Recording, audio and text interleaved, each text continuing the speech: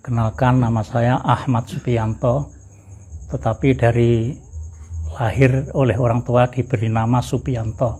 Saya ikut di NSA ini karena pengalaman yang telah saya lakukan, yang telah saya alami. Dari kecil sampai sekarang saya ini termasuk diciptakan oleh Allah sebagai santri atau sudah Islam. Namun dari pengalaman yang telah kami lalui atau kami telah alami, saya dari kecil hingga sekarang ya menjalankan sholat 5 waktu. Namun semua itu pada waktu belum mengenal di NSA ini seakan-akan sholat saya itu tidak sampai dalam hati. Namun sesudah saya mengenal di NSA ini mempunyai pengalaman yang unik, karena saya sekarang sudah jauh lebih dari apa yang telah saya lakukan dulu dan sekarang, karena ya memang insya Allah ini bimbingan dari Tuhan atau petunjuk atau hidayah dari Allah. Terbukti kalau saya tiap malam itu sampai menangis kepada Allah untuk minta petunjuk-petunjuk, dan alhamdulillah sekarang sudah jauh lebih daripada yang dulu apa yang telah saya lakukan sekarang.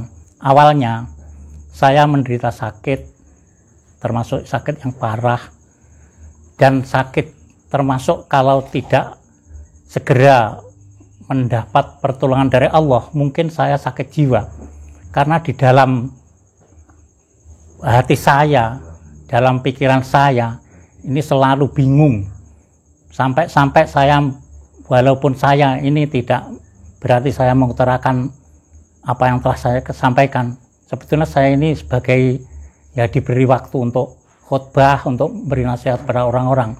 Tapi pada waktu itu saya ini selalu minta nasihat kepada teman-teman atau ustadz itu, dan jawabannya baik sekali, Pak To, Tuhan itu tidak akan memberi ujian kepada umatnya yang tidak mampu. Dan saya diberi dari Al-Quran itu, Pak, ya, la yukallifuna nafsan illa wus'aha itu. Jadi sesudah itu saya betul-betul menyadari, oh iya ya, memang semua itu dari Allah. Awalipun kaulo mengenal di NSA datang Pak Andri niki, kata yang enggang guyu, tertawa. Karena apa? Ya tidak kok saya lebih pandai, tidak, karena saya lebih tua dari Pak Andri. Mungkin pengalaman masalah agama ya masih bagaimana ya mengatakan kok bisa saya mungkin jadi banyak yang ngeguyu, mentertawakan, kok Pak To kok Pak Andri, istilahnya kok beguru Pak Andri. Tapi yang saya jalankan itu kok bukan saya untuk memandang orangnya, karena dalam hadis itu yang saya dengar, jangan engkau melihat apa yang, jangan kamu melihat orangnya, tapi lihatlah apa yang disampaikan. Dan pada waktu itu, semasa itu saya menderita sakit. Pada waktu itu saya baru ke Pak Mantri, kemudian pulang itu Pak bertemu atau ketemu dengan Pak Andri ini. Saya ini pada waktu itu sudah tidak seperti yang dulu fisiknya itu, karena pada waktu dulu saya ini termasuk orang yang katanya gagah, tapi pada waktu sakit itu saya habis badan saya ini, daging saya ini tulang dan kulit. Oleh karena itu ditanya oleh Pak Hendri, sakit nopo? Saya mengatakan kalau sakitnya termasuk sakit hati, tidak tenang, kecemasan. Terus kalau dengan Pak Hendri itu diberi saran, Pak, semua itu serahkan kepada Allah, dan kita itu saya diberi ilmu oleh Pak Hendri, yaitu masalah DNSA. Dan Pak Hendri baru-baru itu mendapat training di Solo. Bukunya diserahkan kepada saya. Terus saya pelajari. Tiap hari saya, tiap jam, kalau di rumah itu selalu membaca itu.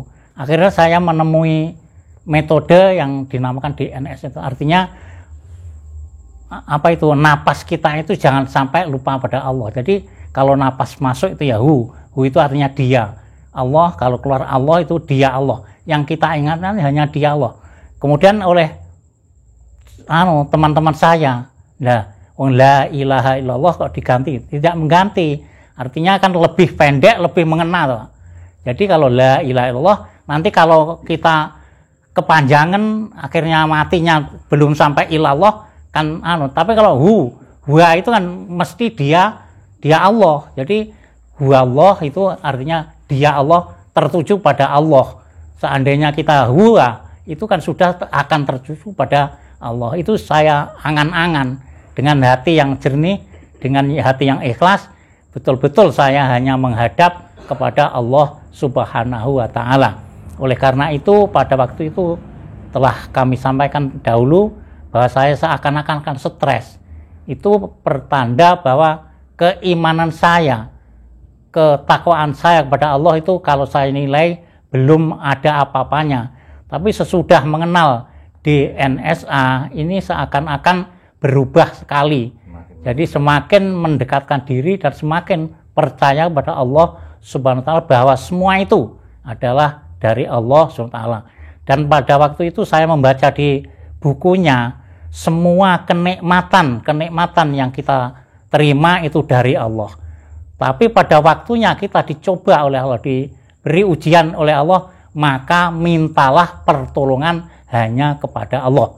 Jadi bukan kepada siapa-siapa. Mintalah pertolongan kepada Allah Subhanahu wa Ta'ala. Oleh karena itu saya selalu mempelajari apa yang telah tertulis dalam buku itu. Dan pada waktu itu ketika sakit itu saya tiap malam itu tidak bisa tidur di amben, di depan itu tidak bisa. Terus pindah ke lantai, pindah ke apa itu? Bingung gitu. Pindah ke kursen itu ya tidak bisa karena selalu bingung. Tapi sesudah ini saya menjalankan alhamdulillah ya zikir, selalu zikir kepada Allah karena saya tahu dan pernah mendengar yang menjadikan hati tenang itu hanyalah zikir pada Allah. Ala bi dzikrillahi tatmainul qulub itu.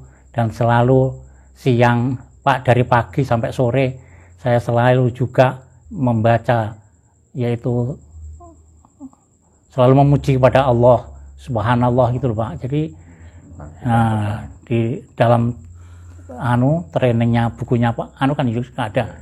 Iya toh, ya ayyuhalladzina amanu dzkurullaha dzikran katsira fasabbihu bukrata wa asila. Jadi selalu zikir, selalu membaca tasbih dari pagi sampai sore. Maka tadi setelah saya sampaikan, saya selalu zikir pada Allah, baca tasbih, tahmid, tahlil dan lain sebagainya. Jadi saya sekarang betul-betul menyadari bahwa apa yang terjadi pada diri saya dan umat itu adalah afnalnya Allah Subhanahu wa Ta'ala. Oleh karena itu saya pada waktu sakit itu mempunyai nadar. Kalau saya sembuh, insya Allah akan sholat itu akan selalu berjamaah. Sampai-sampai saya berjanji pada Allah, kalau saya nanti sembuh, sehat, tidak melaksanakan apa yang telah saya sampaikan, cabutlah karunia Tuhan itu yang bersifat itu tadi, menyembuhkan penyakit saya itu, kembalikan sakit lagi kalau saya tidak menjalankan apa yang saya telah sampaikan atau saya nadarkan itu. Oleh karena kepada bapak-bapak yang mendengarkan atau melihat apa yang telah saya sampaikan, betul-betul semua itu afnal dari Allah. Dan saya selalu zikir napas itu, masuknya napas selalu kami sampaikan kepada Allah, keluarnya napas juga ingat kepada Allah.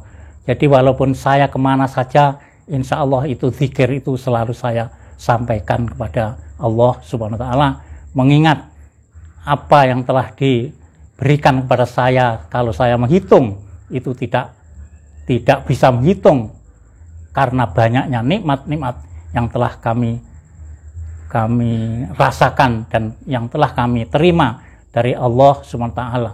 Oleh karena itu saya selalu mengajak kepada terutama keluarga saya, istri saya, selalu yaitu sholat jamaah dan selalu zikir. Walaupun saya bekerja, apa yang telah saya kerjakan itu selalu ingat kepada Allah, bahwa semua itu adalah afnalnya Allah, dari Allah Subhanahu wa taala.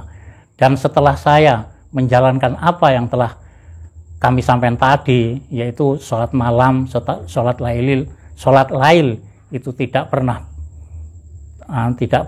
gang istilahnya. Jadi itu termasuk apa yang telah dipermankan oleh Allah, betul, tidak ada yang meleset sedikit pun. Jadi walaupun saya bekerja seadanya, namun insya Allah pekerjaan saya walaupun sederhana itu sudah mencukupi kebutuhan kami saat keluarga ini, karena saya percaya bahwa semua itu afnalnya Allah, Allah yang menciptakan. Jadi kita harus kembali kepadanya nanti kalau sudah waktunya. Oleh karena itu apa yang kita bawa kepada kehadirat Allah, yaitu amal soleh, akhlak yang baik, dan beribadah kepada Allah.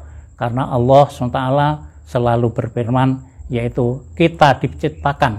Allah tidak menciptakan jin dan manusia kecuali untuk menyembah kepadanya. Oleh karena itu masalah dawahnya Allah atau firmannya Allah itu saya pegang betul-betul, dan saya lurus hanya kepada Allah Subhanahu wa taala. Ilmu itu kalau diamalkan, insya Allah Allah akan memberi ilmu yang belum diketahui. Oleh karena itu walaupun sedikit, karena saya ya mendengar itu, walaupun bisanya sedikit ya sampaikan. Oleh karena itu pada waktu ini, pada malam ini, saya walaupun bisanya sedikit ya saya sampaikan kepada jamaah kita, karena ya tidak mengutarakan hal yang itu, karena saya ini dipercaya untuk yang menyampaikan dakwah lah istilahnya, tapi ya sekemampuan saya, dan saya selalu berusaha untuk menuntut ilmu supaya bertambah. Apa yang dikatakan oleh Nabi itu, kalau ilmunya diamalkan, insya Allah Allah akan memberi ilmu yang belum diketahui. Itu terbukti walaupun sedikit-sedikit, insya Allah, karena ketekunan saya, karena yaitu percayanya kepada Allah SWT, Allah selalu insya Allah memberi petunjuk, memberi jalan yang benar yang saya belum mengetahui. Oleh karena itu kami mohon kepada bapak-bapak atau ibu-ibu yang mendengar dan melihat apa yang telah kami sampaikan, mudah-mudahan Allah SWT memberi hidayah, petunjuk kepada kita semua, jalan yang lurus. Karena hanya jalan yang lurus, hanya kepada Allah lah kita akan selamat dari dunia dan akhiratnya. Amin ya rabbal alamin. Sekian.